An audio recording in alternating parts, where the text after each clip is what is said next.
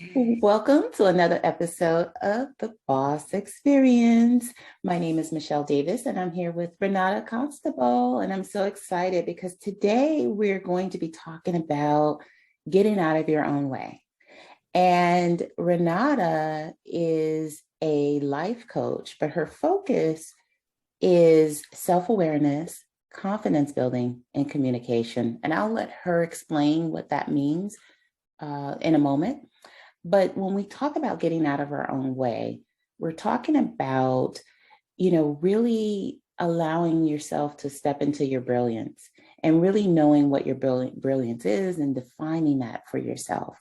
And in order to define that for yourself, you have to be aware of what your needs are, who you are, you have to get to know yourself. And so Renata brings that out in her clients, and helps them, walks them through all of that. But, so many times as entrepreneurs, we are the problem. We are the problem in our goal setting. We are the problem in not thinking big enough. We talk ourselves out of our goals. We talk ourselves down, talk down to ourselves and convince ourselves that we can't succeed. And so a lot of times our success is blocked by us. And so that is what we're going to get at the root of in this episode. So, Renata, why?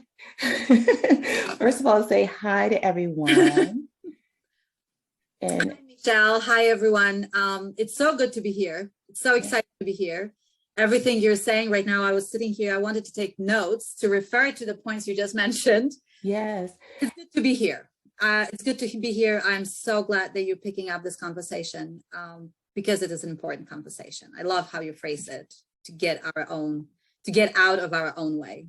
Absolutely. And before we get into, kind of like how we do that as entrepreneurs, what made you pick this type of coaching? Like what led to you to focus, to build an entire business around self-awareness and confidence building and self-esteem and communication? What led you to say this is what I'm going to focus on in my business? Well, the whole thing for me started really years ago, way before I even started thinking about business. I was in my 30s when I had my first kid, and it was a wonderful experience, right? Gave birth to your firstborn and being a mom, being happily married. And I started noticing in myself as I was parenting that, I was becoming angry and frustrated easily. And I had a really hard time managing my emotions. But also the intensity of becoming a parent, that intense experience has really unlocked a lot of my childhood memories that I didn't even know were actually there.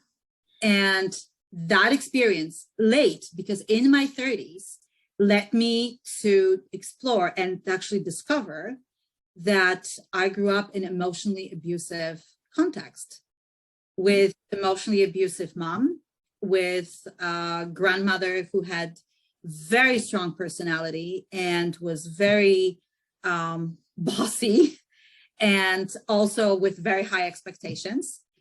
And I didn't know what to do with all these things in front of me. So as much as I was hiding it and I was trying to manage it, I had a second kid and a third kid, but I was still not dealing with a lot of things. So I was stuck in 3 modes in my life. I was either anxious, I was either depressed, or I was angry.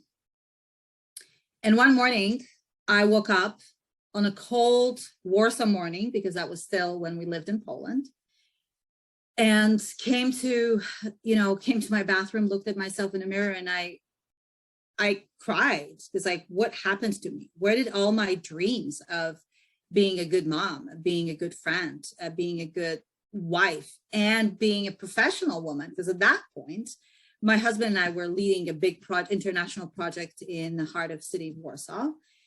And I was helping people becoming better leaders. And I could not be a leader myself. I felt like I was falling all the time. And I was putting that facade of I have it all together but inside there was so little confidence.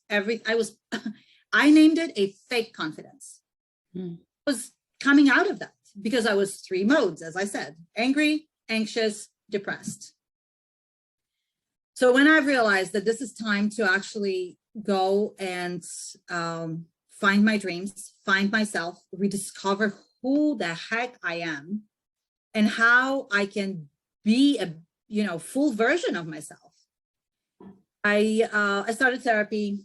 I started coaching, getting my own process sorted, and during this process, I've learned that people who are emotionally aware can name 60 feelings, 80 Wow. emotions, and I was still in my 3. So I went to my therapist's office and I sat down. I was like, listen, so I just read that there's like 60 feelings to engage with, and I can name 5. So he laughed. He said, "You want a list?" I was like, "Yes, please." And he pulled out this list. And this was my first introduction to a nonviolent communication, to empathy.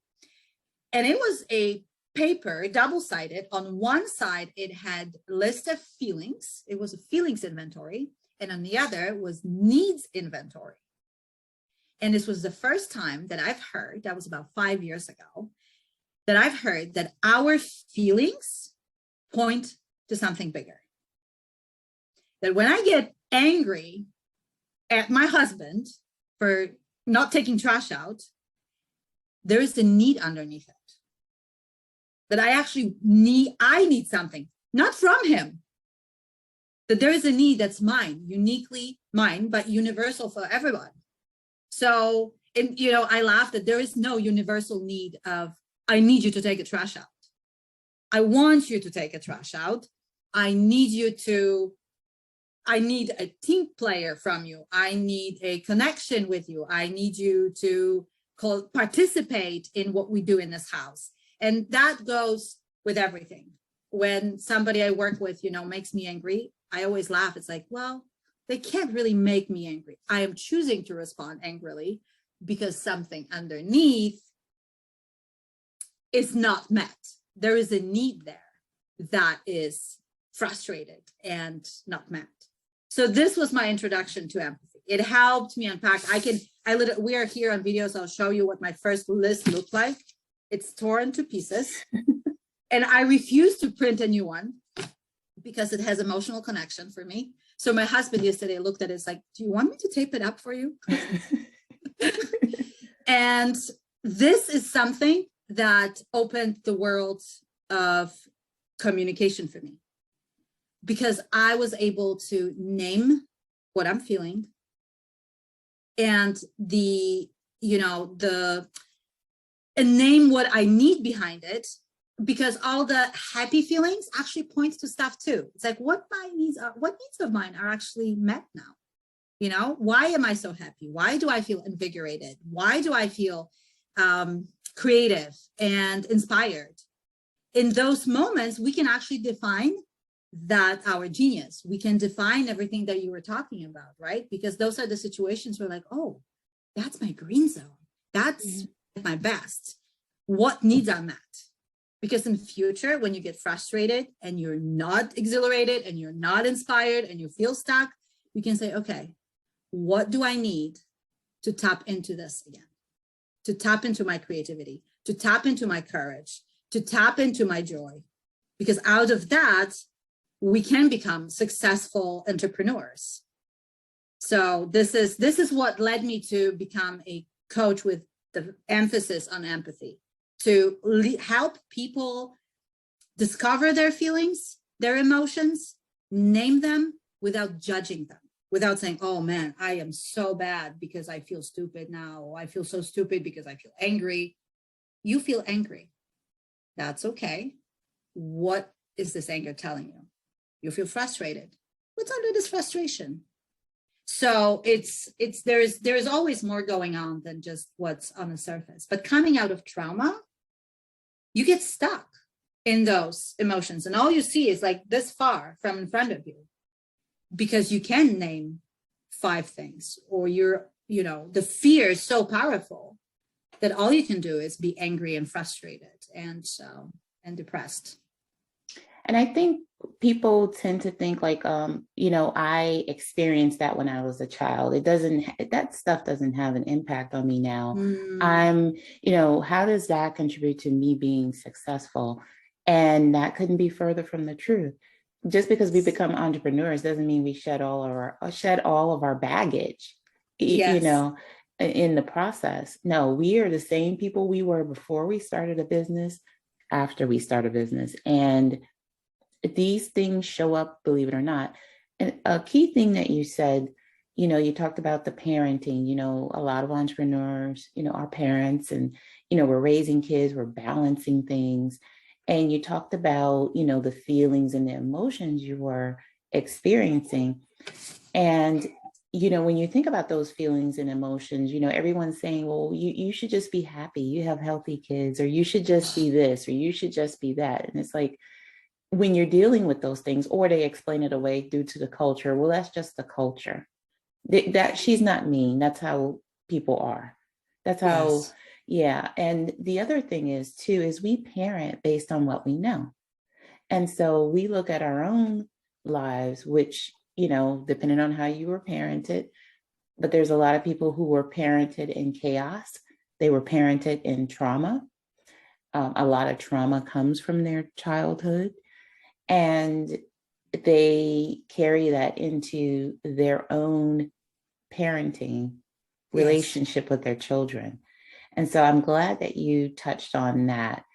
And so when you talk about like, because most people don't think they need, this type of coaching.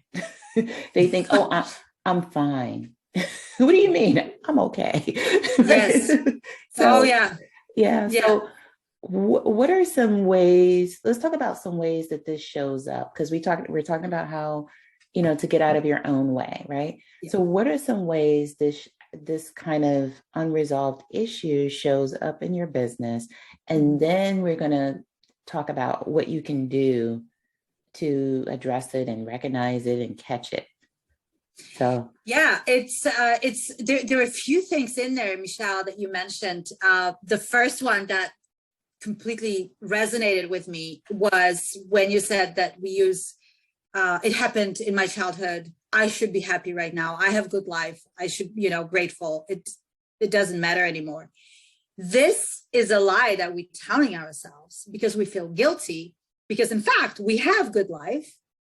I was exactly there. I had 3 healthy kids, loving husband, a successful career. I was doing a great thing. I was working for God. I was leading a church, developing leaders.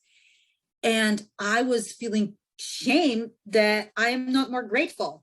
It felt like I was living a dream, but at the same time, it's like, whose dream am I actually living here? Is it really mine? So it was showing up as shame and guilt, because on the outside, it all looks great. But inside, the war was raging, and it has to show up. I actually had how I ended up at therapy. Somebody from the church came to me and said, hey, I know this guy who helps people with what you're going through. I was like, what do you mean what I'm going through? It's like, just call him. I paid for your first 5 sessions. He saw it, but he himself was a survivor of trauma. He himself was one of the people one of the 12 steppers going through the recovery process. So for him, I could have been, all together, but he knew exactly what was going on. So as much as we're trying to hide it behind, oh, I'm fine, the closest to us, or even those who are further away from us, they know. And the only person we're lying to, or we're telling the fake story to, is ourselves. And how it shows up in business, well, my grandma was totally my hero, but she grew up she was a Second World War survivor, and she grew up in communism Poland. So as awesome and as entrepreneurial she was, because she was super entrepreneurial as much as the communism allowed her, she always knew where to find the best meats and the freshest cheese, and she baked, and she ran a little convenience store as her own, and she was doing all kinds of stuff. But her when she was showing me all these awesome things, she was also telling me and showing me that life is hard. You cannot trust anybody. You can only trust yourself. You can't, don't ask for help, because that's a sign of weakness. You're admitting to the world that you can't deal with it by yourself. And that showed up 5 years later. That showed up a year ago when I started building my practice, when I started building my business. You have to do it alone. You cannot tell people you don't know stuff. Well, they will, you know, they will think you're weak and stupid. And you cannot show the world that you need help, let alone ask for help. So for me, it was rewriting my stories. It was like, where is this coming from? Why do I think the life is tough? Why do I think that it's a fight? I lived in a fight mode coming out of trauma for the first year of my business, that I have to do it alone. It's all fight. It's all tough. It cannot be done with ease and joy and peace in collaboration with others. I cannot go and ask for help, because then they're going to know I'm weak. They're going to know I am not qualified. I am not competent. And we're listening to these stories and we're telling the world, oh, we're fine. No, I'm fine. Oh, I got this.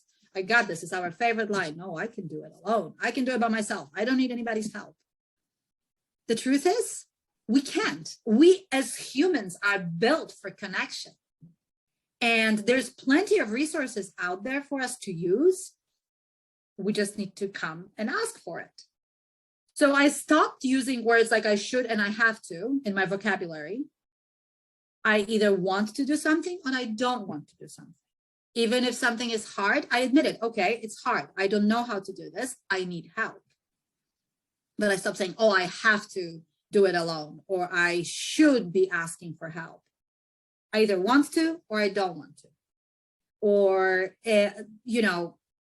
I'm even raising my kids, my girls, when they say things, oh, I can't do this. Don't tell me you can't do this. You can tell me that you don't want to do it. You can tell me it's hard for you to do it. You can tell me you don't know how to do it alone. You can tell me that you don't care about doing it, but don't tell me you can't do it. Because behind that can't, there is always something else. Right. There's always, why can't you do it? Well, it's a new thing for me. I have never done this. That's usually our biggest thing. It's like when we're doing new things, and as entrepreneurs, we basically every day meet something new that we haven't done before. It's awkward. And we don't want to tell somebody that we need help with it, because again, it's awkward. It's admitting that we're not good enough. But the truth is, asking for help and asking for somebody to come alongside you, or seeking collaboration in a project that you know will be better if you did it with somebody else, is a sign of wisdom, of strength, and actually of your creativity, and not a sign of I'm not enough. And that's what I'm trying to get my clients to see, that sometimes it is to their best interest to stop and pause at that moment when you fear. It's like, oh no, I'm afraid. Oh no, I can do this. It's like, okay, where is this coming from? These stories that we're telling ourselves as adults, they were shaped during those years of trauma. They were shaped when we were 5-year-olds. They were shaped when we were 10-year-olds. And now, one of the best things I've done for myself was to grieve through some of these experiences, some of these stories, write them out, own them. This is part of who I am. It is part of who I am. It will never not be. But I can grieve it and I can leave it in the past where it belongs. And now I live in a different context. For my grandma, it made sense that life was tough and she couldn't trust anybody. But it's a different story for me right now. Mm-hmm. I live in a different context. And I am a different person than she was. So I can leave those stories in the past where they belong, grieve if I need to grieve, and celebrate what can be celebrated out of that. And recognize the impact that these things have on you. Absolutely. Yeah. You mentioned, and I see this a lot, that people kind of set themselves up for failure. by doing exactly some of the things that you mentioned. So, right from the start, let's say they're starting a business or they want to start a business, they instantly set themselves up for failure because they won't admit that it's not something that I don't need help for this. I'm not going to hire anybody, a coach. I don't need a coach to show me how to open a business. I don't Yeah. need someone to show me anything. And then next thing you know, they're wondering why they're not successful. Yes. They're wondering Spinning in why, circles. yeah, they're just spinning circles because you haven't taken the time to get assistance. And you just have to figure out what kind of assistance you need. Where are where are you stuck in your Yes. business so that Yes. you can get the right help? And if it's you that's holding you back, then you need to get help for you because Yeah. there's a lot of coaches popping up every day Yeah. and they don't, you can, you know, you question whether or not they've done the work to actually now work with someone else. Because you Mm. also mentioned, here you were leading, and coaching people in terms of, leadership. And it doesn't make you weak that you had to get pulled back and Yeah. pulled out to Yeah. say, yeah, you got a lot to offer, you have a lot of knowledge, but you need to work on you need to work on yourself.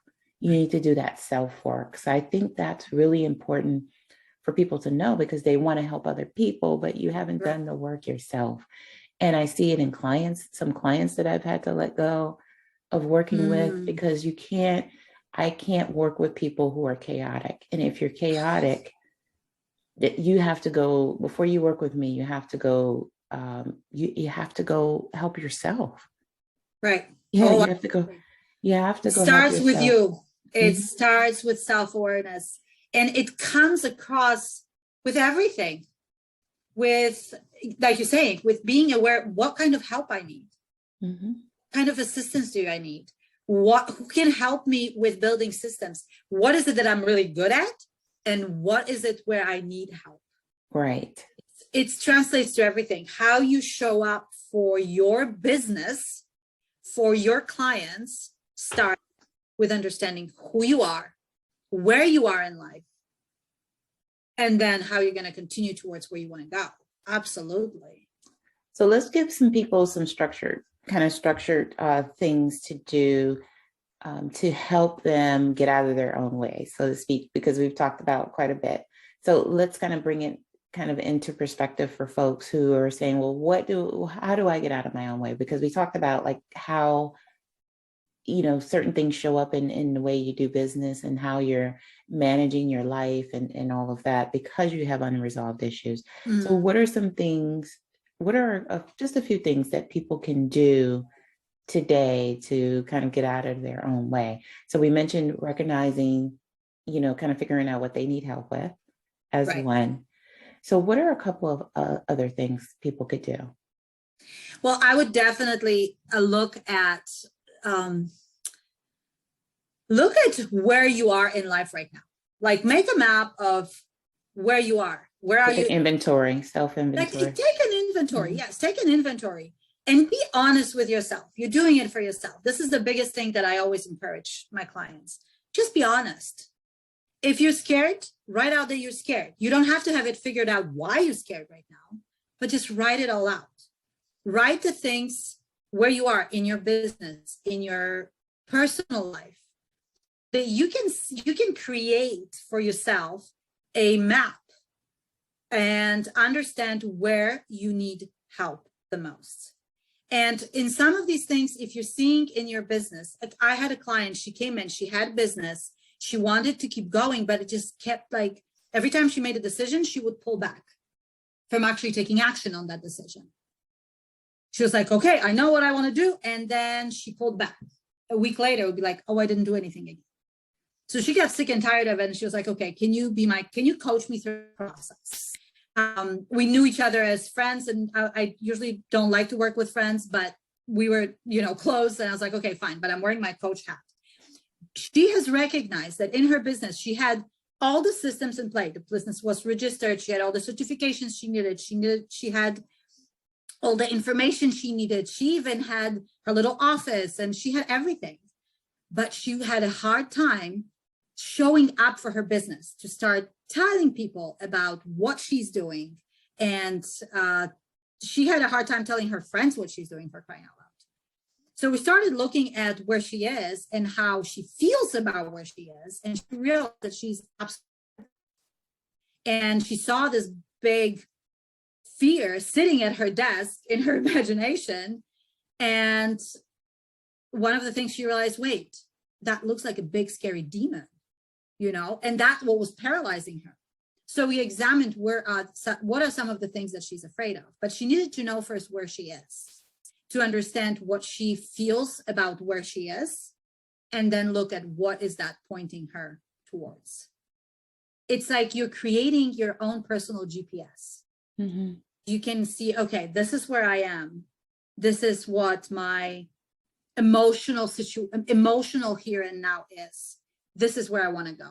I want to have a successful business. I want to feel more empowered. But where I am right now, what do I need to move forward? What are some of the things that I can do right here, right now? What do I understand about my situation that will help me move forward? And actually grab a pen, write these things down, make your lists of things that you believe about yourself in your current moment where you are, things you believe about your business where you are, and some of the things that scare you, some of the things that excite you. And you're going to start seeing how some of the things that scare you are actually the same things that excite you. Mm-hmm. Or some of the things that you see as an obstacle are actually for you opportunities to learn and grow and actually make progress in your business. So without having a map, as you said, the inventory of where you are, both physically and emotionally and financially, with all the steps that we need to take, it's hard to move forward. And then the second step after that would be to have a vision where you want to go. Have your vision. One of your podcasts was about building a business plan. Mm-hmm. And the business plan is a gap between where you are right now to where you want to be.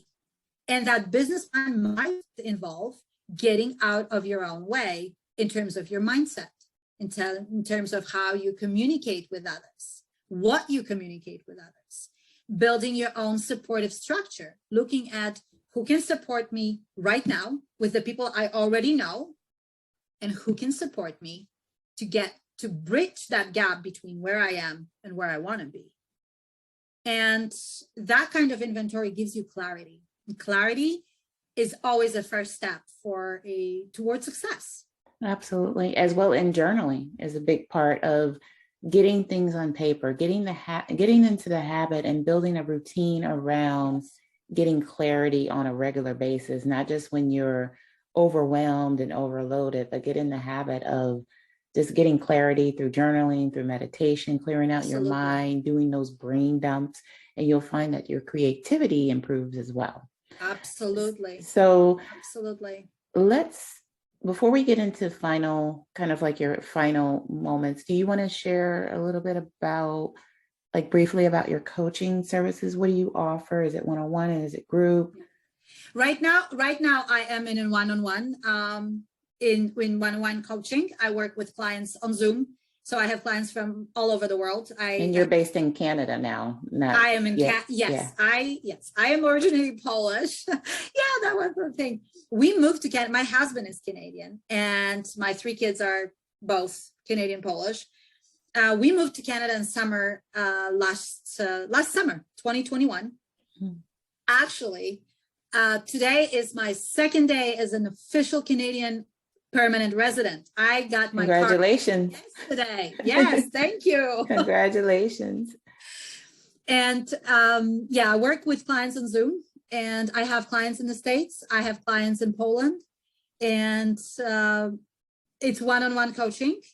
My preferred package, if you will, is I always tell my clients it's 5+1. So we do 5 intensive weeks of working on whatever it is that we're working on. Some of the stuff is establishing some of the routines that help you with the clarity, and looking into what are your feelings and what are your real needs in where you are in your life right now. But I am transitioning my business into online business, and I will be offering in 8 weeks, I will be launching an online course that will be evolving around fearless you, or, more confident you, dare to dream without being overwhelmed, dare to dream with some clarity to your dreams and understanding of what are some of those dreams, why are they important for you. And during this course, I, of course, will be equipping my clients with people who will be going through the program, equipping with steps and tools and giving them going through some of the exercises that you were just mentioning about that are very important, like journaling, writing things out. When you're transforming some limiting beliefs from the childhood, that life is tough, that you have to do it alone, that there is nobody out there to help you, that's the biggest one for people with trauma. I am alone in my dreams. Nobody will help me in my dreams. Just like no one helped them when they were going through their situation. Yeah. That is what we all coming out of trauma believe.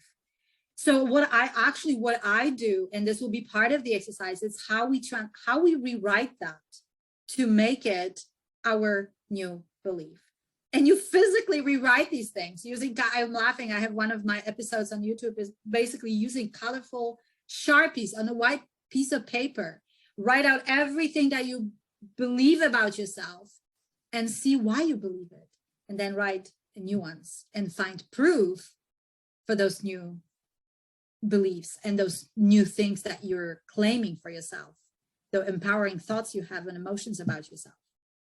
So the course will be coming out in 8 weeks, roughly, is under construction right now. And I will be announcing the details of when it launches and on my Facebook business page. So with that being said, tell people where they can find you. If you're on, what social media channels are you on?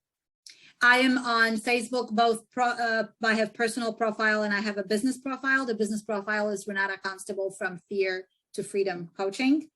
I am on Instagram under my name and on LinkedIn under my name. And you can also find me. I have a YouTube channel that has the same name, Renata Constable from Fear to Freedom.